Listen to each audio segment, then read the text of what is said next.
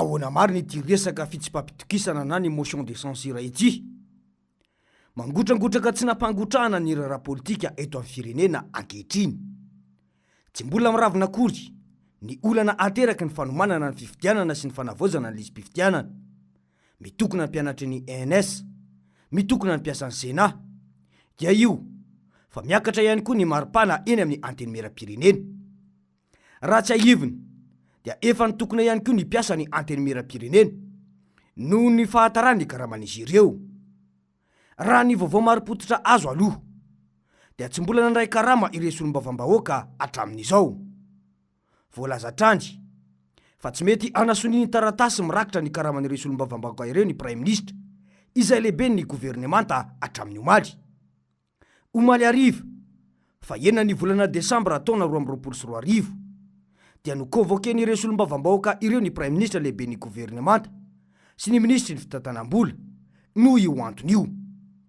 Fivoriana mikatotrano natao raha ny fanazavana azo atrany.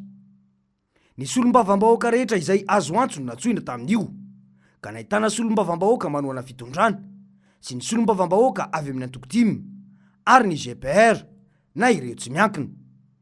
Solombavam-bahoaka misa 70 no niatrika eo fivoriana mikatotrano io. Ny maraina teo dia niparitaka ny vaovao ary isan'ny namoaka izany ny gazety ny ministry ny serasera Lalatiana Rakotondrazafy fa mandeha ny fizaram-bola tao amin'ny antenimieram-pirenena nandritra io mba anatanterahana ny fitsipapitokisana ho an'ny Prime Ministre Tsay Christian sy ny gouvernemanta izay tarihiny. Raha ny vaovao azo dia tsy vao androandry no nanomboka ny konokona io motion de censure io ny solombavam-bahoaka teny anivo ny ity antenimieram-pirenena ity. Saingy tamin'io fotoana io no nanehoan'ireo solombavam-bahoaka fa feno ny kapoakan'izy ireo ka nanamafisana ny fanaova-tsony ho an'ny motion de censure io na ny fitsipapitokisana. Miparitaka ny fanehoan-kevitra ny amin'ny fitakiana ny fandravana ny antenimieram-pirenena ao amin'ny tambajotra serasera ka manambara ihany koa fa ny fifidianana solombavam-bahoaka no irosona mialoha. Ny compte fako no tena tazana manaparitaka io filazana io. Nampiakapeo ny solombavam-bahoaka rosy manoloana io vaovao izay miparitaka io fa mahavoasazy ny famoahana vaovao tsy marina izay nataon'ny gazety mpiseho isanandro ny ministra Lalatiana io. Raha nanontaniana mahakasika io vaovao miparitaka io moa ny mpanina na ny filohan'ny antenimieram-pirenena Ramatoa Christine Razanamahasoa dia nilaza tamin'ny alalan'ny antso izay natao azy an-telefony fa tsy manana 50 millions izany aho ho zaraina amina depite. Toy izao izay resaka ny fanaovana tamin'izay. Misy an'izany zahay efa nanako 50 millions d'ariary. Fa inona zany tena fivoriana tranga tao omaly ariva i madame Panina raha tsy madisa? Panio ny mpanao gazety ny MBS ianao? Eny tompo. Huis clos ny anay.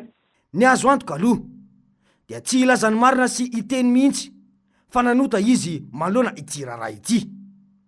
Fahotana efatratra miariary izao aza mbola valy teny tsotra toy ny hoe izay tsy nanota taminareo no oka hitorabato azy. Atreto izany dia samy miandry ny fahamarinany na tsy io vaovao io ny rehetra. Etsy andaniny ihany koa dia fantatra fa misy anarana mpandraraha goavana eto amin'ny firenena no voatonontonona ihany koa fa mamatsy vola solombavam-bahoaka manangona soni itsipahana io fitsipapitokisana ho ataony solombavam-bahoaka io. Ny filohan'ny vondrona parlementaire GPR no voalaza fa mitarika io fanangonan-tsony io. Niparitaka ny anaran'ireo solombavam-bahoaka ao anatin'ny listra ka nilaza taminay mpanao gazety ny sasany tamin'izy ireo fa noforonina io listra io satria misy amin'ireo voasoratra anarany no tsy nanoratra ny anarany akory ao anatin'ilay listra izay miparitaka io raha nambaran'izy ireo. No mafisy ny solombavam-bahoaka io mihitsy moa fa tezitra amin'ny filohan'ny GPR izy ireo manoloana ny fanoratana ny anaran'izy ireo ao anatin'ilay listra izay mitsipaka ny fitsipapitokisana io. Ny azo antoka aloha dia misy vola be miodina eny anivony ity antenimieram-pirenena ity manoloana izao raharaha izao dia mipetraka ny fanontaniana hoe fa hoentina ho aiza ity firenena ity. Ny zavatra hita ihany koa dia krizy ny fiainam-bahoaka ankehitriny. Sahirana ny vahoaka malagasy, tsy misy ny vahaolana hoentin'ny mpanatanteraka tao anatin'ny 4 taona. Raha mpanangatanana fotsiny ihany koa ny solombavam-bahoaka eny amin'ny antenimieram-pirenena. Namoaka ny fanazavana momba io moa ny solombavambahoaka Tojoa Andriamampandry ary nilaza fa tsy mahavaolana ny mpanatanteraka manoloana ny olam-bahoaka ka isany antony anaovana ity motion de censure ity.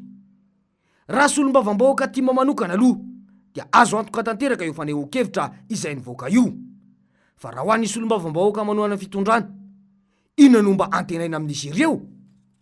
Azo antoka tsara fa tsy niroso tamin'io mihitsy izany izy ireo, raha toka tsy nikaraman'izy ireo no voakitikitika sy tsy nivoaka. Fa raha ny fahorim-bahoaka ankehitriny dia tsy nisy io fikasana anao motion de censure na fitsipapitokisana io.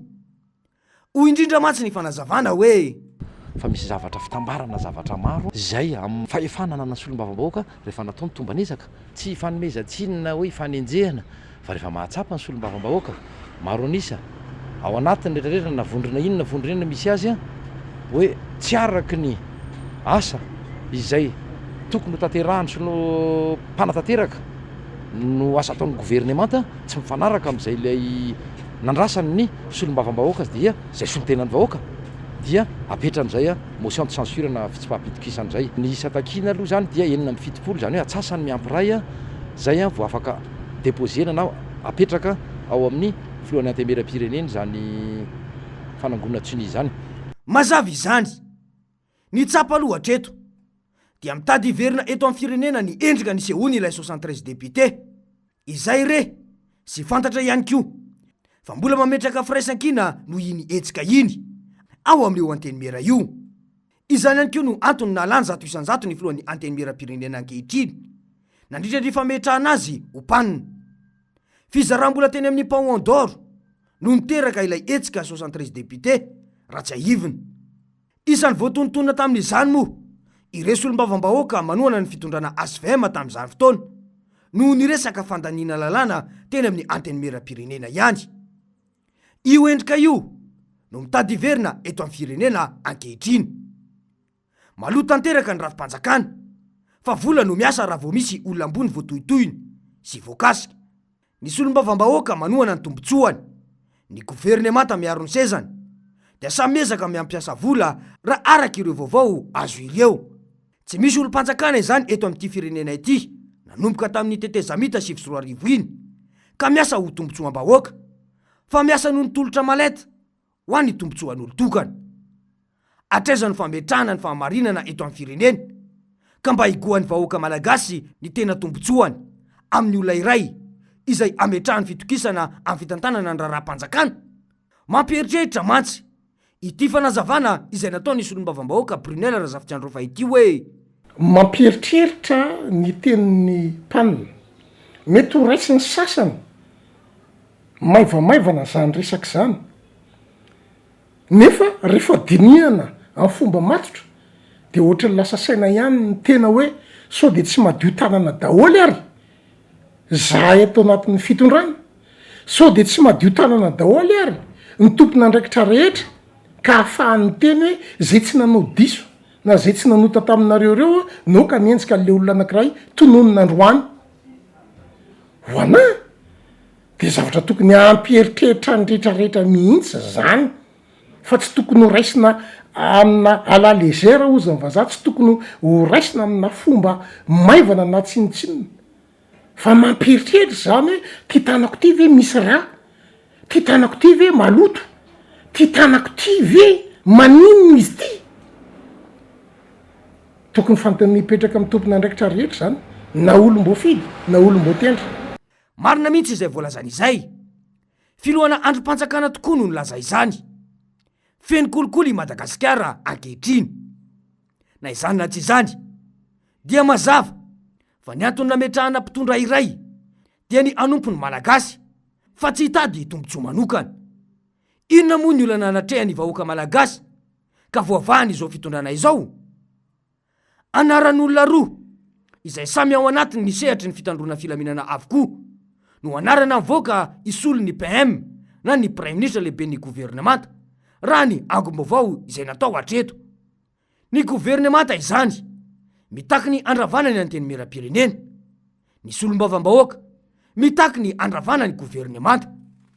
Anaraka ny solombavambahoaka ve zany ingafy loha-pirenena sa hitazana ny governemanta izay tarihy ny tsay kristian ka hitsipaka ny solombavam-bahoaka maro anisa raha toka fe ny fetrisa tadiavin'izy ireo fa ahoana mariny.